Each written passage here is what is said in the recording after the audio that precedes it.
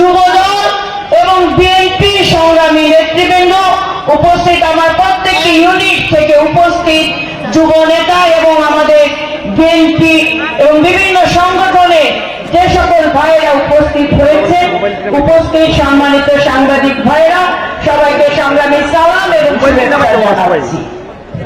সংগ্রামী ভাইয়েরা, আপনারা অনুষ্ঠানের প্রথমে অ্যাডভোকেট শাহীন রহমানের মুখ থেকে যে প্রতিবাদ্য বিষয় আলোকপাত হয়েছে, সেই প্রতিবাদ্য বিষয়ের মাধ্যমে শহীদ প্রেসিডেন্ট জিয়াউর রহমানের গড়া যুবদল এবং তারুণ্যের যে ভাবনা এবং সংগ্রামের প্রত্যয় নিয়ে যুব সমাজকে তিনি এগিয়ে নিয়েছেন, সম্ভাবনাময় দান হিসেবে তিনি গুরুত্ব দিয়েছেন। এই যুব সমাজের মাধ্যম দিয়ে তিনি অর্থনীতিকে বিশ্বের দরবারে বাংলাদেশকে স্বয়ংসম্পূর্ণ করার জন্য প্রয়াস চালিয়েছেন।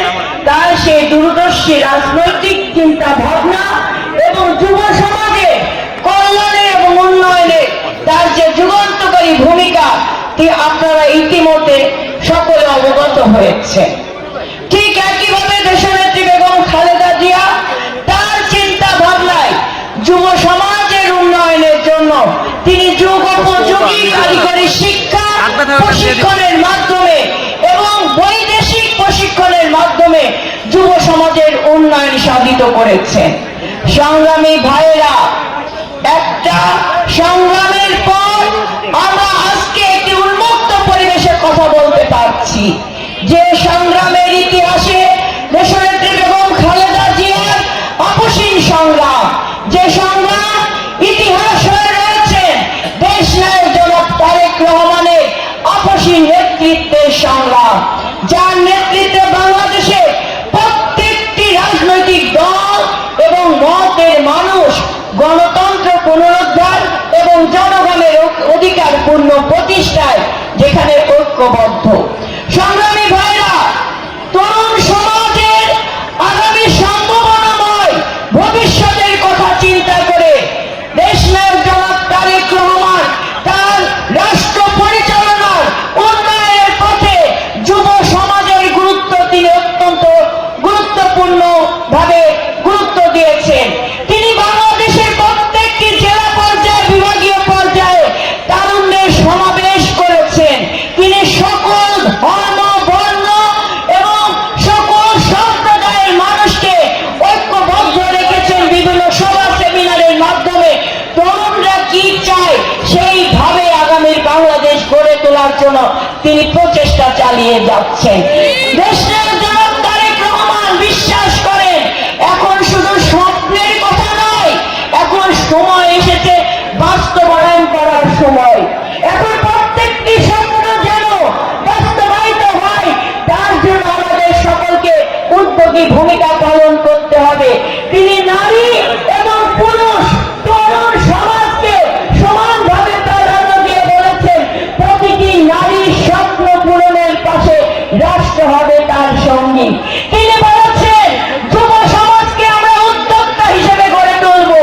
যুব সমাজকে উদ্যোক্তা হিসেবে গড়ে তোলার জন্য কারিগরি প্রশিক্ষণের পাশাপাশি শিক্ষা ব্যবস্থার মান আমাদের উন্নত করতে হবে।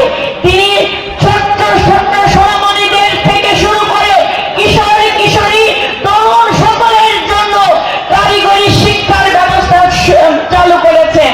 তিনি বিশ্ববিদ্যালয় থেকে শুরু করে প্রত্যেকটি শিক্ষা প্রতিষ্ঠানে বাংলা এবং ইংরেজি ভাষার পাশাপাশি আরো একাধিক জাতীয় ভাষার প্রাধান্য দিয়েছেন, যেমন ফরাসি ভাষা এবং জার্মান ভাষা এবং আরো অনেক ভাষার প্রাধান্য দিয়েছেন, যাতে আমাদের সন্তানেরা, আমাদের যুব সমাজরা বিশ্বের যে কোনো দেশে চ্যালেঞ্জ মোকাবেলা করতে সক্ষম হয়। ভাইরা, তিনি কৃষকদের জন্য ফার্মার্স কার্ড প্রদানের ব্যবস্থা গ্রহণ করেছেন, যে ফার্মার্স কার্ডের মাধ্যমে একজন কৃষক কতটুকু জায়গায় তিনি কৃষি পণ্য উৎপাদন করছেন, নির্মাণ করছেন, কি কি ব্যবস্থা, তার সকল কিছু ওই জায়গায় লেখা থাকবে। তিনি প্রত্যেকটি পরিবারকে ফ্যামিলি কার্ড প্রদান করবেন জ্যেষ্ঠ নারী ও পরিবারের নারী সদস্যের জন্য, যাতে করে প্রত্যেকটি পরিবার অর্থ অর্থনৈতিকভাবে স্বাবলম্বী হয়। তিনি মনে করেন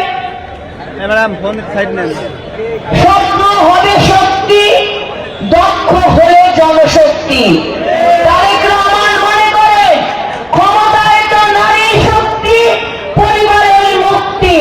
সংগ্রামী ভাইরা, আপনারা দেখছেন একটি ষড়যন্ত্র চারিদিকে বিস্ফোরণ করছে, পায়তারা করছে আগামী জাতীয় নির্বাচনকে প্রলম্বিত করার ষড়যন্ত্র। আপনারা কি মনে করেন এই ষড়যন্ত্র কোনো ছোটখাটো ষড়যন্ত্র? জাতীয়তাবাদের রাজনীতিকে ধ্বংস করে দেওয়ার ষড়যন্ত্র। সকল ষড়যন্ত্রের কেন্দ্রবিন্দু হচ্ছে তারেক রহমানকে নিয়ে ষড়যন্ত্র। আমার সকল যুবক সমাজের ভাইদেরকে বলবো, এই সকল ষড়যন্ত্র রুখে দেওয়ার জন্য আপনারা প্রস্তুত আছেন না? থাকবেন না?